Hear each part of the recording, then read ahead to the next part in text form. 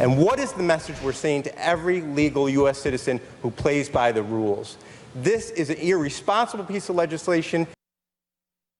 That is Republican Senator Chris Jacobs rallying against the green light bill on the Senate floor last night. That bill is now a law after Governor Cuomo signed it, and that means New York will now become the 13th state to allow immigrants who enter the U.S. illegally to obtain driver's licenses. So joining us live by phone right now is from Albany, Senator Chris Jacobs. Good morning to you, Senator. Thanks so much for joining us this morning. Senator, let's talk headlines here this morning. WBEN reporting that Vive Buffalo is saying 100 refugees from Congo have arrived here in New York State. They made the trek across the ocean to Brazil, through Central America and Mexico. So now that this is law, how would this impact us here in Western New York, considering that situation? They're seeking asylum here. Well, the real issue that I see, I mean, there's many here. First, there's, I think, a basic principle of rewarding people who are in this country legally with legal driver's licenses. And there's just that principle and message, I think, to those that I said in my remarks, playing by the rules. And I mentioned that I used to go when I was county clerk every month to the federal courthouse when people were naturalized to become citizens, all people who play by the rules and become citizens legally. What's the message that we're sending now? But the real concerns I had, in addition to that, with my former role of being a county clerk and running auto bureaus, I know what this means and the dangers it brings. We've made it very, very easy. If anybody's gone to an auto bureau lately, you know how easy it is to register to vote, which is a good thing. But that was always designed because the people who come and do business at auto bureaus are legal citizens.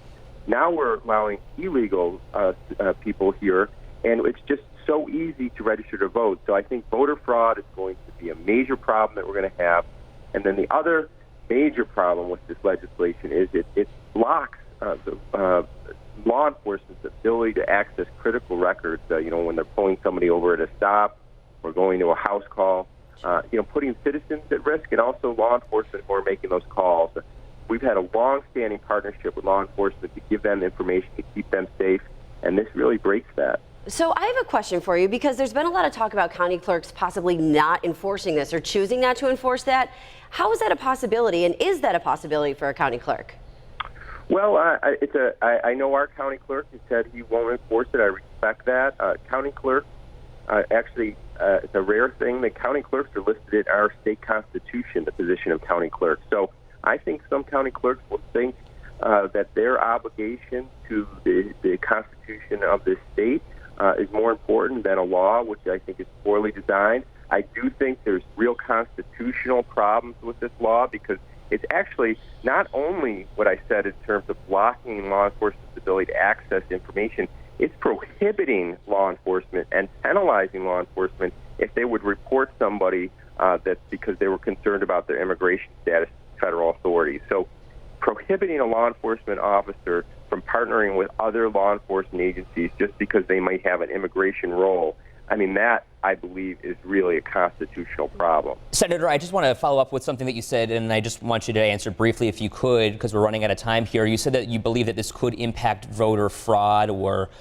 voter information. Can you give us any proof that you might have that might have an impact?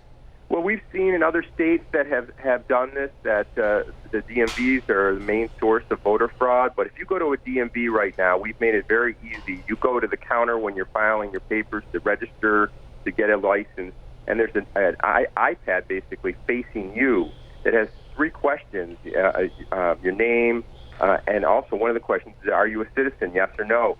And if you just press yes instead of no, you are now registered to vote. And our customer service person can't see that screen, and the law here prevents them from asking the question if they're a citizen.